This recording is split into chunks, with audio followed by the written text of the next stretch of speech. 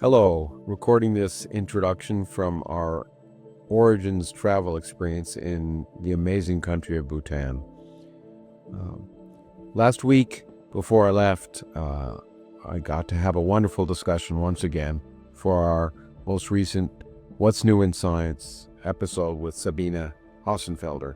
We covered a lot of interesting topics, ranging from the recent claims of the Dark Energy Spectroscopic Instrument that potentially dark energy, the energy of empty space, is changing. I don't think it probably is. I think it's likely to be shown not to be.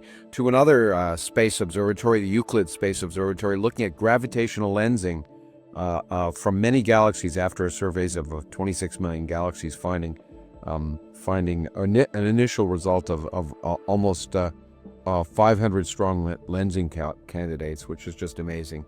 We went back to talking about quantum computing again, and a new chip that may be much more interesting than the one we talked about last time. This is an Amazon quantum chip, which embeds error correction, which is probably the most important aspect of trying to make quantum computers work. And we talked about that, to what seemed like a perpetual motion machine, an interesting result that just appeared in a physics journal of the possibility of using the Earth's magnetic field to somehow generate electric currents in a material. It almost sounds like it should be impossible, but I actually think it isn't. It's not as if it's a practical device that's going to produce energy for humanity, but it's an amazing result nevertheless. Then we went to the weird and wonderful world of pyramids and people making ridiculous claims based on satellite observations of new potential deep structures underneath the pyramids of Giza, where I've been, and new chambers of the pyramids of Giza. Those pyramids seem to evoke continual interest among people who want to imagine exotic new phenomena, from aliens to supernatural phenomena. And then we ended with a new result from the Curiosity rover, which actually is almost a decade old, reanalyzing what looks like it's materials that sort of fatty acid alkenes that may or may not give evidence of life on Mars, and the issues of that. We always are, that's an issue that comes up over and over again, but it's still an interesting new result. It was a wonderful conversation as always, and I hope you enjoyed as much as I did. You can, of course, watch it ad-free on our Substack site, Critical Mass Substack site, or you can watch it on our YouTube channel. No matter how you watch it, or even listen to it on any podcast listening site, I hope you enjoy it. I hope you consider supporting the Origins Project Foundation, and I look forward to being back in the country after our remarkable trip. I've been tweeting and Facebooking some of the images and the wonderful public lecture experience we had for students in Bhutan, which was thrilled to meet some amazing young people. So you take care. I hope you enjoy it. Bye-bye. Welcome to the Origins Podcast. I'm your host, Lawrence Krauss, and this is another edition of one of my favorite parts of our podcast now, What's New in Science, with me and Sabine Hossenfelder. And the reaction has been wonderful. I enjoy every conversation with Sabine, and I enjoy the give and take, and apparently, for the most part, so does the audience. So we have fun talking about what's real, what isn't real, what might be real, and what interests each of us. And we began a new format last time, which seemed to work very well, and the reaction has been very good, which is each of us introduces a topic, and then we talk about it, and then we go back and forth. And so, with no further ado, Sabine, what topic do you want to talk about first? I'll start with a topic that's becoming more real as we speak. So the insight, or I should say discovery, that dark energy might not be constant. So the new data from DESI, that's the Dark Energy Spectroscopic Instrument. I think, yeah. So which sits in Arizona atop Kitt Peak. Mm-hmm. I actually used to live in Tucson, so I've been there a few times. Yeah. So this is an update on their survey, which came out already. The first data came out already last year. They had this very tentative evidence that dark energy isn't constant. So normally we assume that it's just a cosmological constant, which means, well, as the name suggests, that it's constant. But so it doesn't dilute. So it doesn't dilute like normal matter. You expect matter to dilute if space expands. Dark energy doesn't do that. And this is the only way that it can remain constant. And the cosmological constant is a specific type of dark matter, of dark energy, which has this property that it accelerates the expansion of the universe. So this is why we believe it has to be there. And there are various different ways to figure this out. The original data came from supernovae. But so those people, as the name of the instrument suggests, they're serving galaxies, lots of galaxies, millions of galaxies. And I think they now have 13 or 15 million galaxies or something. And what they do is they look for a pattern in the distribution of the galaxies that are left over from the waves and the plasma in the early universe. So you have these density waves in the plasma in the early universe, and then the fluctuations clump and they form galaxies. So they should still be visible in the distribution of galaxies today. And so this is what they look for, and they can resolve this by the redshift for what the approximate distance is. And so that way they can figure out a timeline basically for the strength of dark energy. And what they found is that dark energy seems to get weaker. And now they already had this like last year, not at a particularly high statistical significance, but it was one of those, well, that's weird kind of findings. And so what's new this year is that they also say that in the past, dark energy must actually have been stronger than the cosmological constant. So that makes it what physicists call a type of phantom energy, which is like it's even weirder than dark energy. And yeah, so at the moment, it's not the evidence isn't super strong, depending on how you combine this data with other data sets. It's somewhere between 2.8 and 4.2 sigma. So yeah, we're not quite there yet, but it definitely looks funny. Well, okay. It looks funny. There's been a lot of things that have looked funny over the last 40 years in cosmology that have gone away. I'm betting you now that this will go away too. It doesn't smell right to me personally. Um, the uh, one it is worthwhile mentioning that the Atacama cosmology telescope, located, is it in Chile? I think it's in Chile. Um, has come up with announced results that are not consistent with their results. They announced at the same time at the same meeting. They're not consistent with it being stronger early on, and so you're absolutely right. There are lots of different ways to probe for dark energy. When we way back in 1995, before they discovered the supernova data, when Michael Turner and I and some other, Michael Turner and I and independently other people looked at a lot of different. There's a lot of different ways to look for evidence of dark energy, and the distribution of galaxies is one way to do it. And people have been looking for some hope that it's not constant. From a theoretical point of view, the reason you want it not to be constant is if it's constant, you don't know what it is. Because it could be a cosmological constant, but it could just be something else that looks like a cosmological constant, some scalar field that's has energy. The only way that you'll know it isn't a cosmological constant is if it's changing. So everyone's been looking for change. So far for the last 20 years, now 30 years almost, uh, there's been no evidence for change, except for slight indications here or there that have gone away. This is an interesting result, but at two, between 2 and 3 sigma, which you would think would give you a 95% likelihood that it's true. Those things tend to go away in cosmology because there's lots of systematics. So I'd say at this point it's interesting, suggestive, perhaps, but not worth writing home about yet. I certainly wouldn't even bet your house on it, Sabine. I certainly wouldn't bet mine, but I wouldn't bet yours either. because I think too much of you at this point. Um, so it's interesting, and it's just the beginning. It's one of the first real, substantive results that they've come up with, and it'll be interesting to see what happens. But by no means, I think, is it conclusive, and we'll have to see when different observational experiments or different observations disagree, like they do with the Hubble constant. We know that at some level there's something going on with systematics with the observations, and it's going to take time to figure it out. So it's it's it's certainly an interesting result, and as I say, I'm hoping at a on a future What's New in Science we can have a session where you indicate that you will take me out for a very fancy dinner because of the bet we made that I'm about to make, that it's going to go away. Are you willing to take that bet?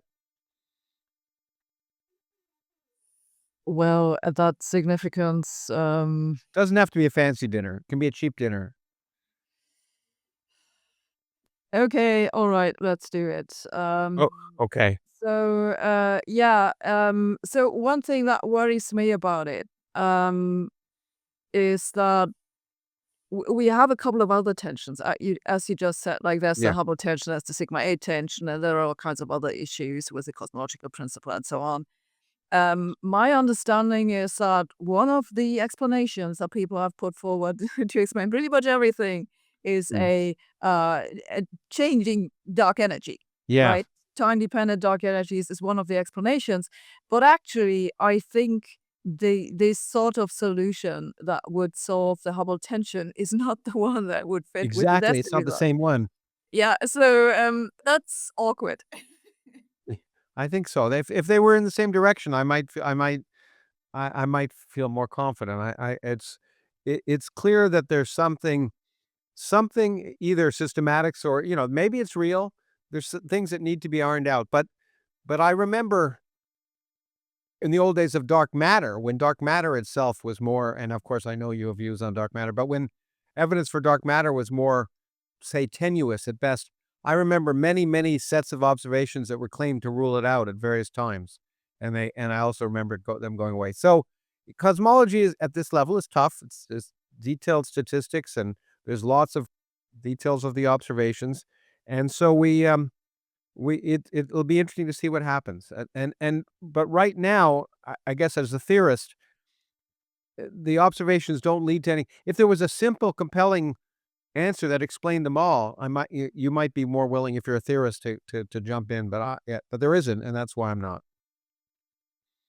Okay, good. And of course, clearly, if I'm wrong, you'll come here and have in that case, a very expensive dinner, because I forced you into this. So, okay, but it's worthwhile watching, and the results were just made at a meeting. It's also interesting. I will also say this. I don't. Maybe I can get your sense on this. This was reported at a American Physical Society meeting. Now, experiments often get the results ready to report at meetings, but but sometimes you wonder whether they're really pushing it so that they can make a splash at a meeting and get some attention from the journalists who are attending. So that's another reason that I'm a little more skeptical than I might be otherwise. But there's another new result from cosmology that I want to talk about. It's not doesn't actually make any claims about anything, but it's again a harbinger, I think, of interesting things to come. Um, and that's from the European Space Agency Euclid mission, which is a space-based telescope. It's got a visible camera, it's got a spectrometer for infrared, and it's got a photometer to measure redshifts. And what one of the things it's designed to do, and has claimed to do, they looked at 26 million galaxies in general so far. It's located at what's called the Lagrange point, which is a point where basically the gravity of the sun and the earth and everything line up so that the object doesn't get pulled outside of its orbit. It's a stable orbit. I think this Lagrange point is about 1 million miles away from the earth or so.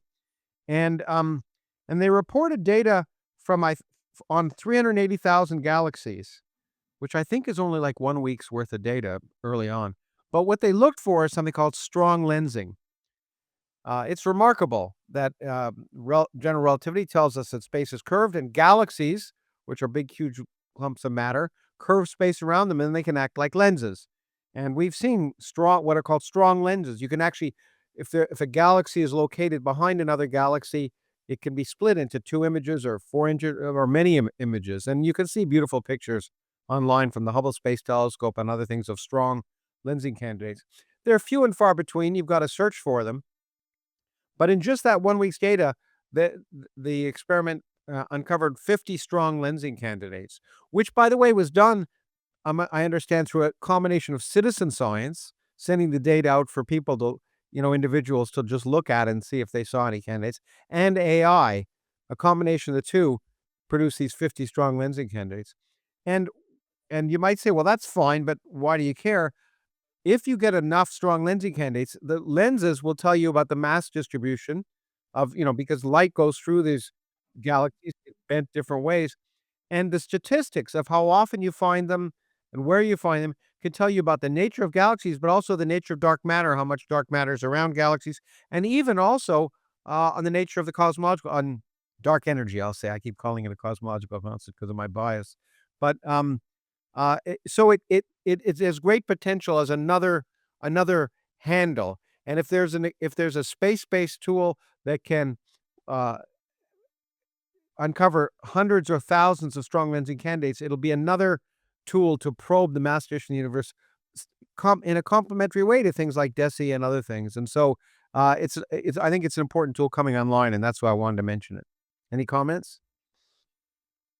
I totally agree with you. It's super interesting. I worked with a postdoc, Tobias Mistel, a little bit on lensing, both strong lensing and weak lensing. And it turns out that it's not particularly good to tell apart dark matter from modified Newtonian dynamics, but it's good to tell apart different sorts of dark matter models and alternatives.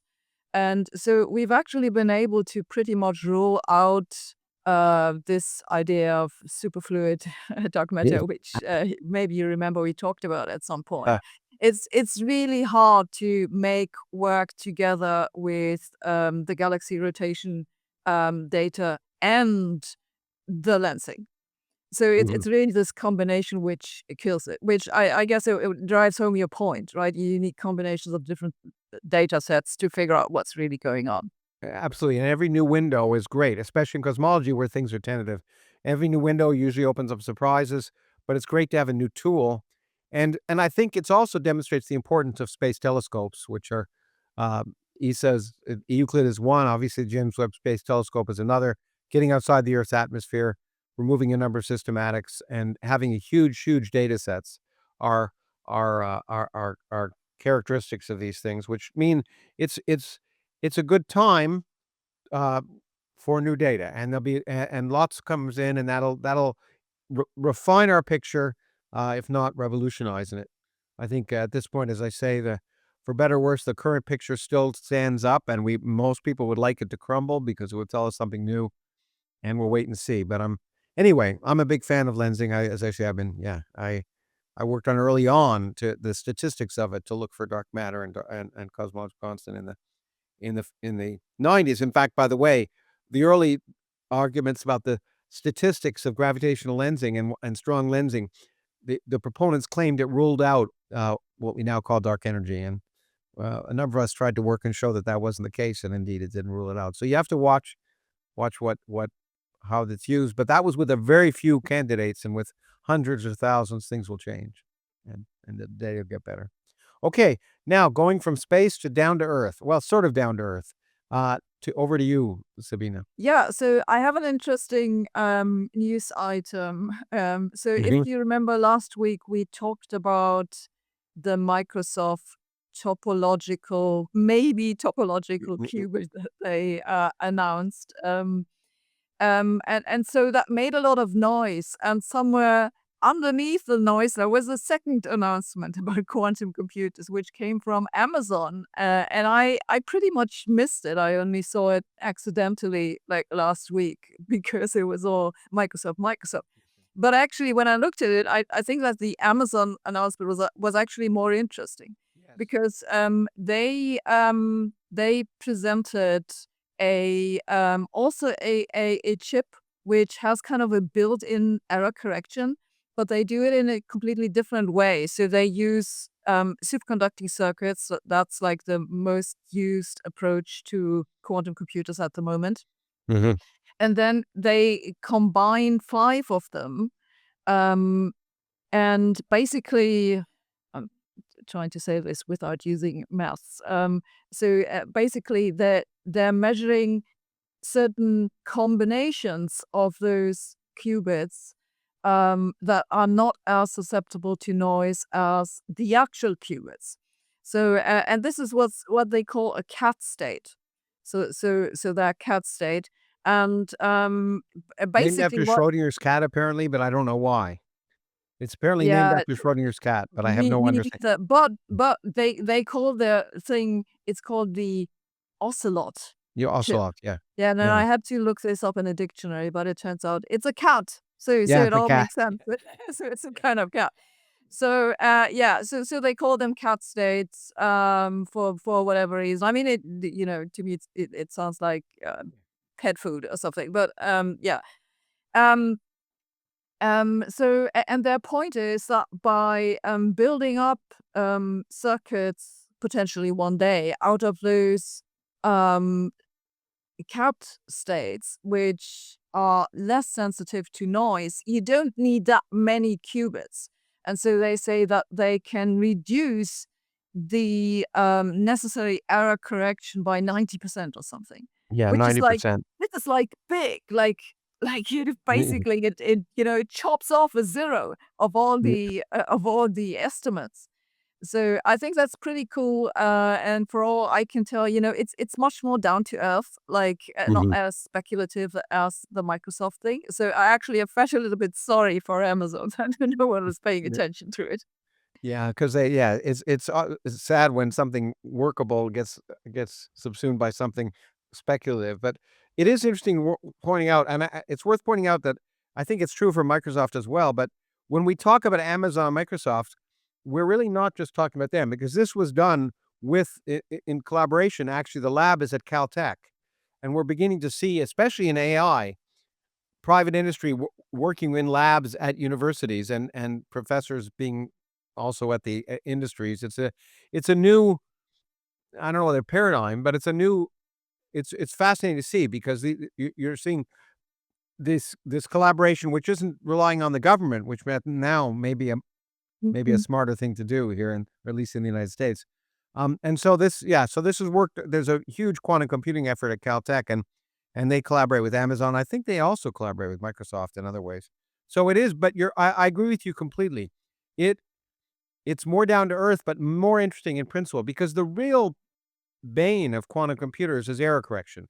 The fact that you really need to preserve these coherence and any noise gets in the way. And that's why the world doesn't look quantum mechanical to us because there's a lot of noise. And to preserve the beautiful correlations that you require to do quantum computing accurately or use other aspects of quantum mechanics, you have to either get rid of the noise or account for it.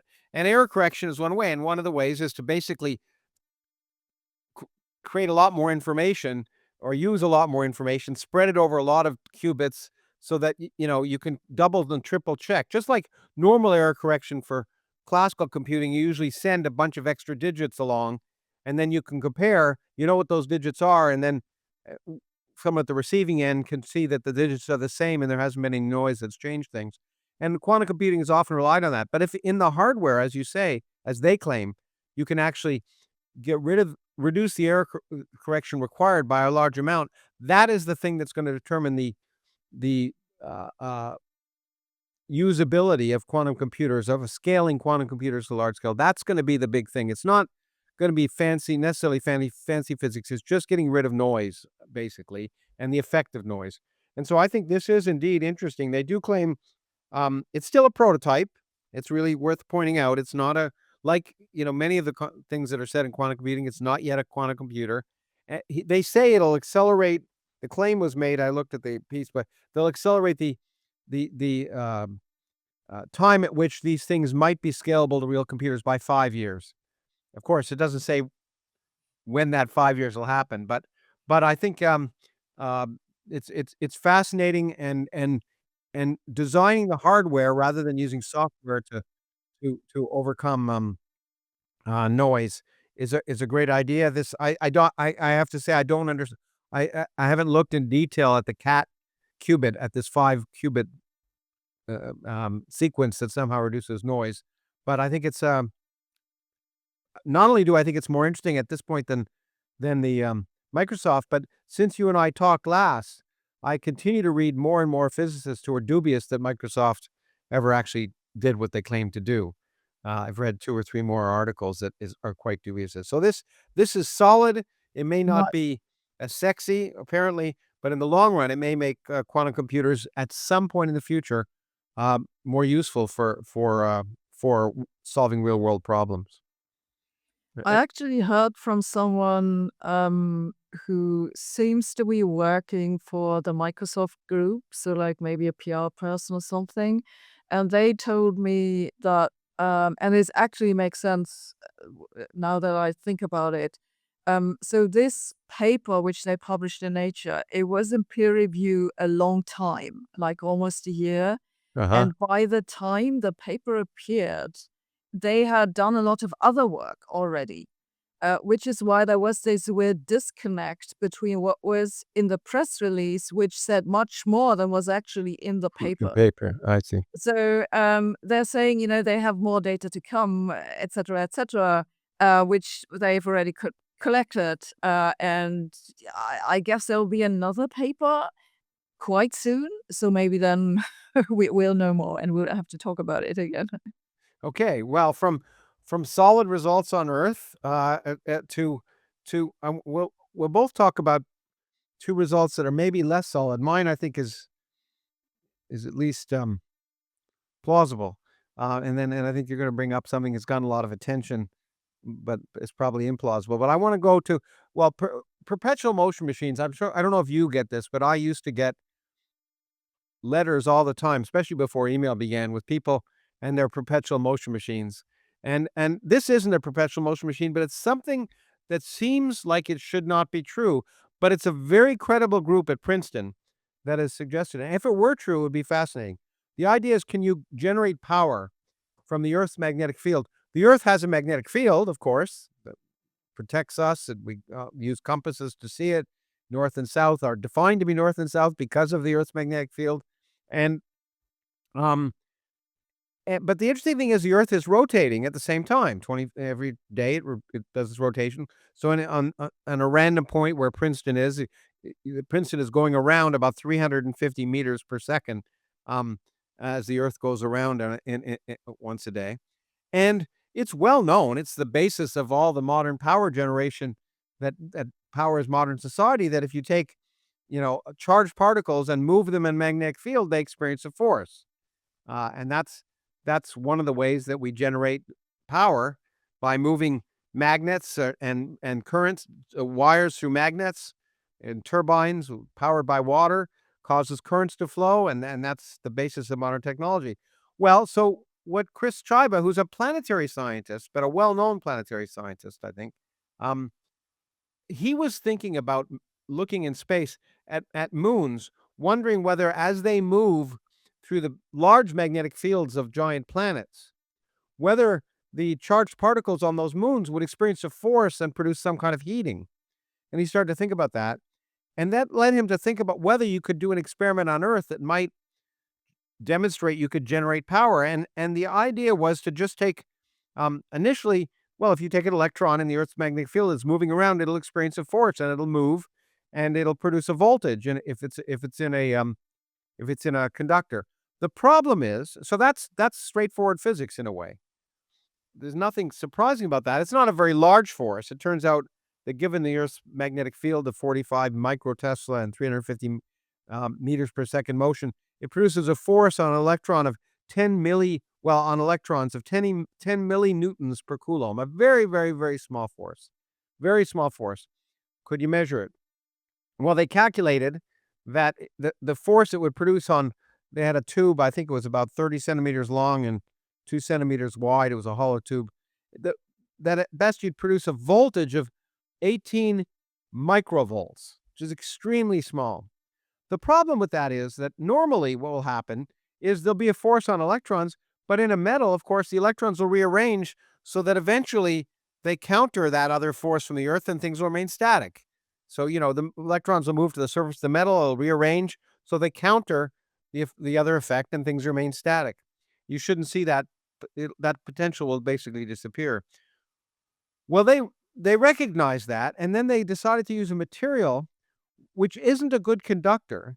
So the electrons can't rearrange themselves really well, but it's also magnetic. It's a magnetic shield as well. It's manganese zinc ferrite, and they argued that this might inhibit the electrons rearranging and killing that potential. And they claimed using that to actually measure a potential of 18 microvolts. Now, this is interesting. I mean, it's not going to change the world right now, but does suggest you could generate power, however small amounts of power, by just this effect. Now, it sounds like perpetual motion because you're not doing anything. Nothing in the lab is moving, nothing happening. But it's not perpetual motion because the Earth is moving and there's a magnetic field. And if this was really true and significant, then there'd be a back reaction. The Earth's motion would slow down in response to the energy generated in this current. So it's not as if they're violating any laws of physics, but other experimentalists are dubious to say that there's a lot of other ways at that small level. For example, if there's a temperature difference across the rod, it'll generate potential differences of order that magnitude. Now, what these people did was say, well, they've aligned it north-south, this rod, so it's perpendicular to both the magnetic field lines of the Earth and to the motion of the Earth, where you should get a maximum potential. That's where they see the 18 volts, and if you turn it, they don't 18 microvolts, sorry. If you turn it, you don't see the 18 microvolts, and so that's suggestive. And so this is a very interesting result. It's controversial. Uh, um, I don't think it violates any laws of physics that I can think of, and it's fascinating if it's true. It means that basically just sitting here on Earth, you could generate, albeit a very small bit of power. Anyway, what are your thoughts? Yeah, so I agree with you. So, like, this isn't obviously a crackpot paper or something. Like, so it makes sense. Like, I won't pretend that I actually checked the maths, but I think they know what they're talking about and they're Yeah. making sense. With so that there is some sort of assumption that mathematically needs to be fulfilled to get this cancellation of the forces. And they're saying, well, their configuration with those materials in the hollow cylinder just doesn't fulfill this assumption. And this is why they can generate a current from it. And actually, you just said that they did this check, that they changed the orientation. I think they actually turned it around, and then they saw that the voltage actually flipped. Oh, And that's so interesting.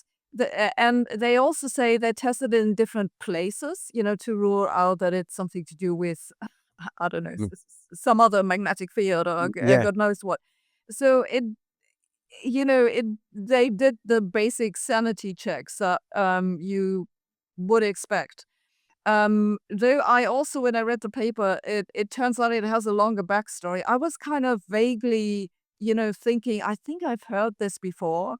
And it turns out that they already wrote a paper about this in 2016. Yeah. And they said, like, theoretically, this should exist and so on. And then someone else went and tested it in 2017, and they said they didn't find it. And so it took them, 8 years or something to actually do the test Yeah, to themselves. do the But now they say they found it. And yeah, well, they hope that someone else will, reproduce it. But yeah, I mean, it's a super tiny current. Like, it's even below a picowatt or something, like where you wonder, you can't remember the prefix of the thing. So it's so small. So it's not going to change the world. But yeah, no, I think it's very interesting. Yeah.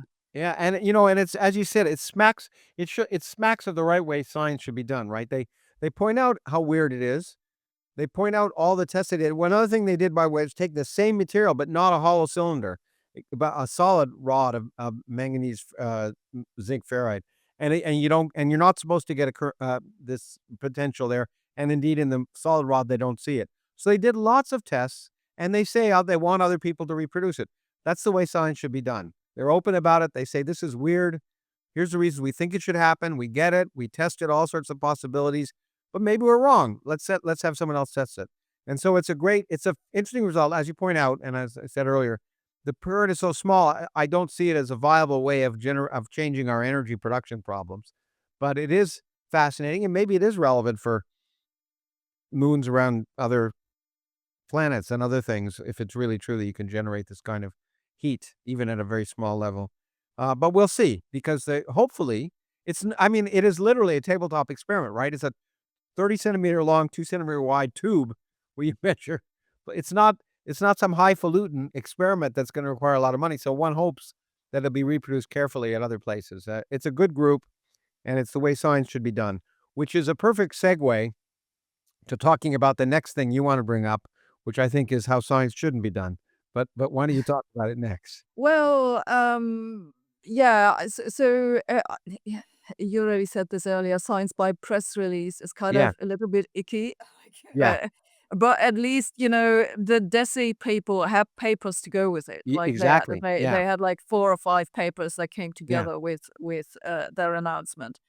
Yeah, so this one didn't come with a paper, but it made a big impact in, the not so reliable type of media, we put it that way. And it was the supposed finding that there are big structures underneath the three great Egyptian pyramids, which they had supposedly figured out by using a certain method of tomography. This too is an entirely new story. The people who made this press release already wrote a paper about this in 2022. And so this paper is available. So this is why you have some idea what they probably did, even though you haven't seen the new paper. So they use a very innovative method of tomography, Hmm. which is built on, I would actually say kind of reasonable ideas. So they call it, I've forgotten the first word, something with an S, and then aperture radar, Yeah, synthetic it's radar aperture from a satellite in radar, space. Isn't it radar Doppler from tomography, what was it called? I'm sorry? synthetic aperture radar, Is it Doppler tomography. okay. Okay.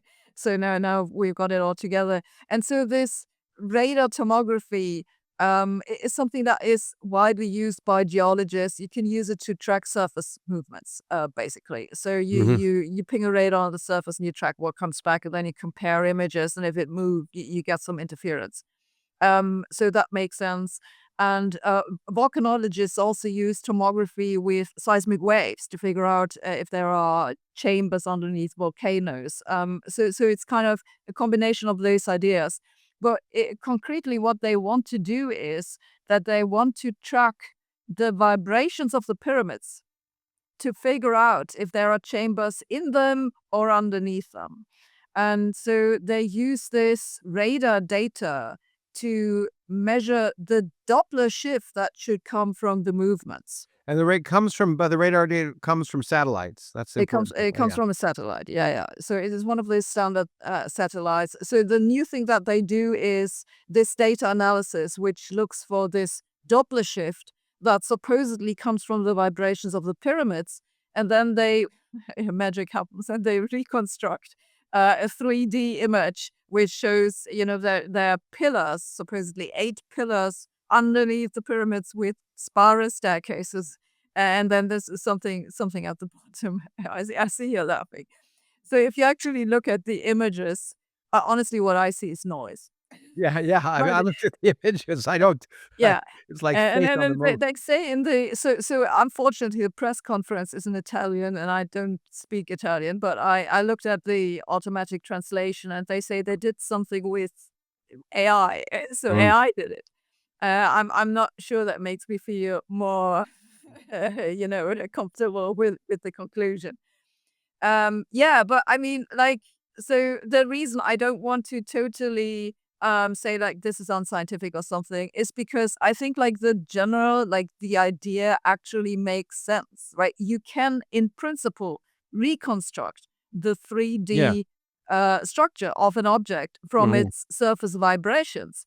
If you can actually measure the vibrations well enough, and you also have to first excite them. And I think this is the major issue. Like, so for example, if you look at what volcanologists do, they track seismic waves. So we know where they come from. They come Yeah. from, the shaking of the earth. But this is not a wavelength range that helps them because the wavelengths are far too long. And also they don't measure in this range. What they actually measure in a range which is like 12 to 14 kilohertz. So this is like ridiculously small wavelength for stones and stuff like this. And it's completely unclear what they should be, created by these vibrations. Yeah, and so the thing is, if you look at the earlier paper, I mean, a lot of people have commented on this already.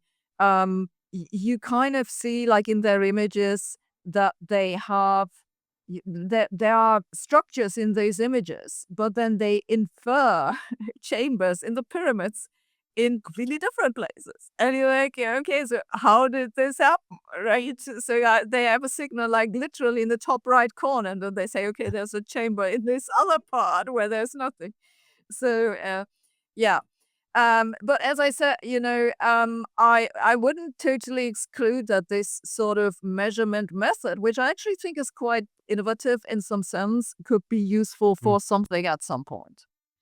Okay, well, look, that's very generous. I find it highly suspicious in absolutely every way. It has all the markings of, in my mind, I wouldn't call it crackpot science because, as you point out, the technique is potentially useful, but yeah, it's a matter of getting what you want, of wanting to believe, finding what you're looking for because you were looking for it, and that's the biggest hint that the science is wrong. When you find what you're looking for, you can often be assured that you made sure you that the experiment gave you what you were looking for. And in particular, um, this hit home with me. I've been in the Great Pyramid of Giza. They were kind enough. I was at a meeting.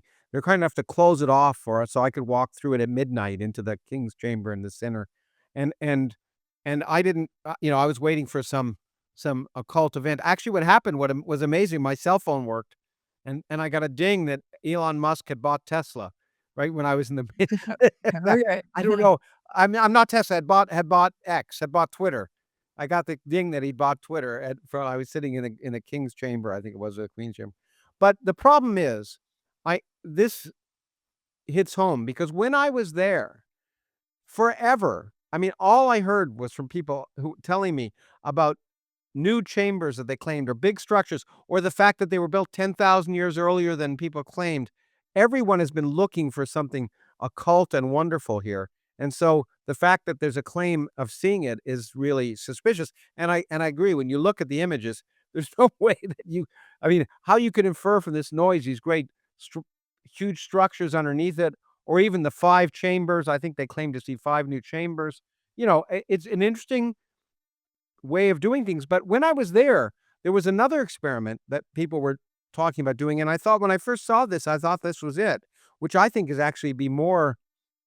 I trust more, which is um they were having cosmic ray muon detectors, and the cosmic ray muons will go through this, and you can look for scattering in the pyramid.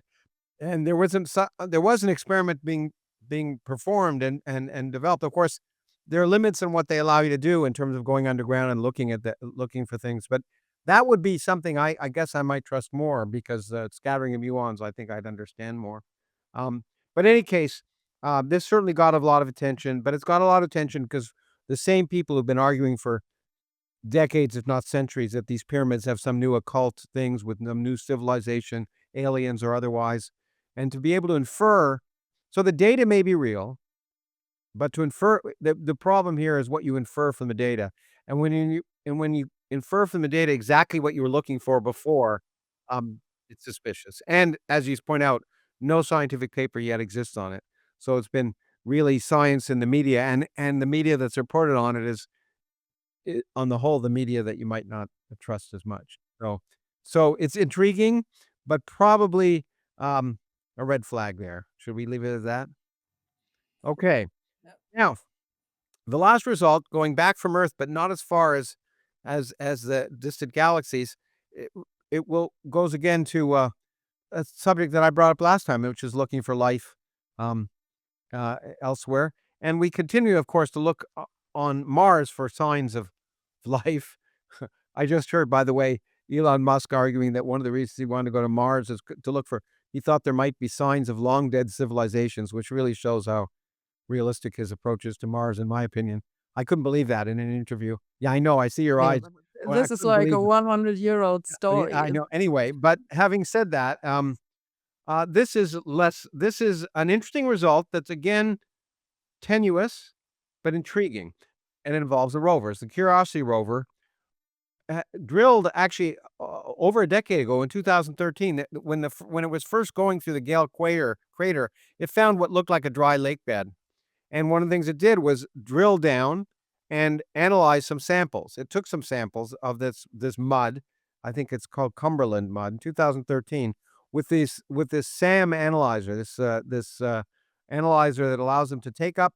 They drill material down. They take a little bit up into a quartz cup, heat it to 1100 degrees Celsius, and then use a gas chromatograph on the device to look at because things vaporize, and then you look and you try and look for the materials that are inside of it. It's standard tool of analyzing in organic chemistry. I've done it, and it's something you do as an undergraduate often. And they claimed early on when this happened to see some tentative signs for fatty acids, things called alkenes, which could be the result of an after effect of biological systems. But the data was very preliminary and not convincing. Then what was done, and by the level they're looking at is in the parts per billion level, so it's very, very difficult to see. And so what this group who's reanalyzed this data has done is basically, because it's a noisy system far away, it's really hard to interpret that data. So they have a exact twin of the analyzer in their laboratory on Earth, and they can put different materials in and see with that exact twin what they look for. And they claim to have done that with biological material similar in nature to what they think might be the case in Mars, and they see similar alkanes, these uh, 10, 11, and 12 carbon chains of organic molecules.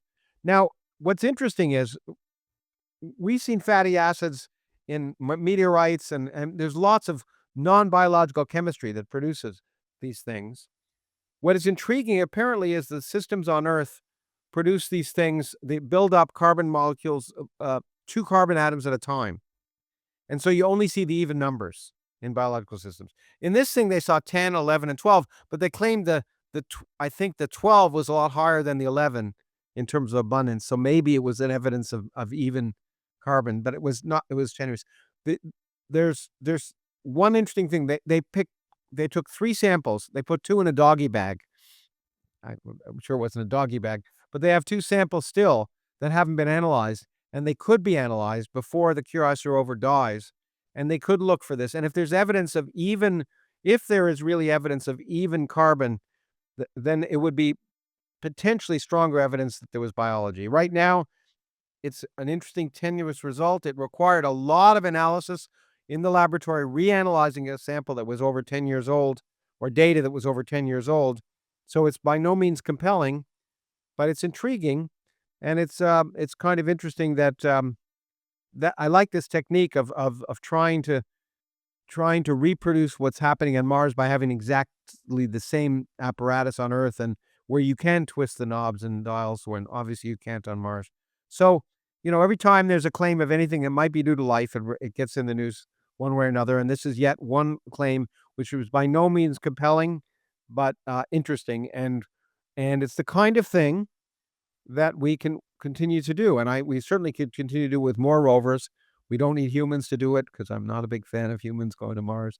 But either way, taking that politics out of it, it amazes me how much these rovers, uh, they continue like ever-ready batteries to just keep on plugging away and providing new results all the time as they go on their lonely journey. I think it's traveled 21 kilometers over those 14 years as it marches slowly on Mars. I find it very romantic, and maybe, but not yet compelling. Anyway, what are your thoughts? So I vaguely remember that there was a theory that maybe life on Earth actually came from Mars, like the Yes, early yeah, life. yeah. Is this something which people still discuss? Well, what happened was, again, this is demonstrates my age versus yours. In 1996, when Bill Clinton was president, there was a huge uh, press conference where Bill Clinton announced evidence for life elsewhere in the universe. It was a Oh, it was Martian this rock. meteorite, Yeah, it was right? a Yeah, meteorite yeah. in the hills. I forget the name of the hills. In it starts with an A in Antarctica. You know, meteorites are collected in Antarctica because it's easy. Because if you see one, you know it's see a rock on top of the snow. It came from up there, and it was sliced, and in there were structures that looked like very similar to the oldest fossils on Earth. What they didn't show you, if you looked at the micrograph, and I've done this in lectures, is that they look very similar, but they're 40 times smaller. And the bottom line is there's lots of non-biological ways of doing it. But what it did point out, which I think is important, as on Earth, we've discovered extremophiles, we've discovered microbes can exist in environments that you never thought be possible. And certainly, it's possible that microbes in rocks that were knocked out of Mars that made it to Earth could survive. And so it is certainly possible that the earliest microbes on Earth were developed on Mars, and we could all be Martians. It's not impossible. I don't think it's a necessarily in vogue idea, but um, a friend of mine, uh, Andrew Knoll, who's a world famous paleobiologist and also worked on these missions, said the big surprise if life was discovered on Mars would be if it wasn't our cousins, and because basically one system will pollute another. So if there really were microbes on Mars, they could have easily polluted the Earth. But this, as I say, is not evidence of either. It's just evidence of a potential biological mechanism to produce long carbon chains, which can be produced non-biologically. But if we see 10, 12, 14, 16, and not 11, 13, and 15, then that would be suggestive. Yeah, I find it very interesting, though I have to admit that, when it comes to things with the origin of life on Earth or on Mars, I'm always afraid that we might just never be able to answer the question because all the evidence has long rotted away and it's Yeah, just not it's there true. anymore. And one of the things I should say that there were some worries that the lubricants there was a leak of some lubricants and that of course when you're talking about parts per billion, any small remnant of organic material from the actual device itself could destroy the results. But they claimed to have tested that and tested it to show that that it wasn't contaminated and everything else. But it's going to be pretty hard and but with a lot of samples, one might be able to get some evidence, and this is one of the examples where if there were the problem of doing the analysis on Mars is problematic. Obviously, it's a harsh environment, and materials were collected there that, in principle, will be returned to Earth in a return sample mission. I hope.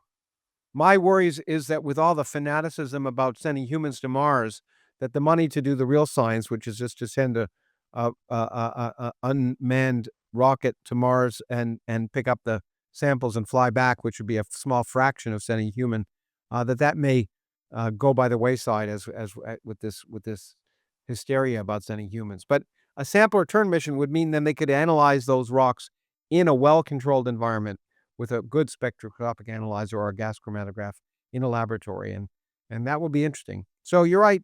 It may be one of those things that's always speculative, but one one can live in hope, and maybe that's a good way to end our our session this time with things that some of which are hoped for, some of which we may hope for, some of which are have been developed, and the key aspect, which I think has really been characterized by our discussion today, in all the examples we talked about, is to maintain a healthy skepticism, and to require things to be reproduced under careful environments, and to recognize that we all want to believe, and therefore we have to be particularly careful to check our own biases in advance. And we've seen how these interesting results in science, That's how the good experimenters, at least, and theorists operate. So, any other philosophical musings from your side here? Well, I think this week has been a pretty good cross section. Was a lot of interesting news. Not this week, this month. Yeah, this month's session. It was, Some months are better than yeah, others, that's right. but I think it's like the spring meetings. They push people to Yeah, to it's crank great. out papers. Yeah. Yeah, it's great. No, thanks. I was a great choice. I really liked your selection and stuff, and I really enjoy our discussions. And I hope I don't even have to say I hope that people are getting something out of it, because I'm seeing the feedback and people clearly are. So you take care over there across the Atlantic. Have a good month, and I look Thank you. forward to our next discussion. Thanks a lot, Sabine. Bye. Bye.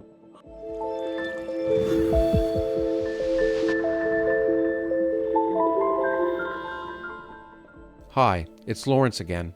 As the Origins podcast continues to reach millions of people around the world, I just wanted to say thank you. It's because of your support, whether you listen or watch, that we're able to help enrich the perspective of listeners by providing access to the people and ideas that are changing our understanding of ourselves and our world and driving the future of our society in the 21st century. If you enjoyed today's conversation, please consider leaving a review on Apple Podcasts or Spotify. You can also leave us private feedback on our website if you'd like to see any parts of the podcast improved. Finally, if you'd like to access ad-free and bonus content, become a paid subscriber at originsproject.org. This podcast is produced by the Origins Project Foundation as a non-profit effort committed to enhancing public literacy and engagement with the world by connecting science and culture.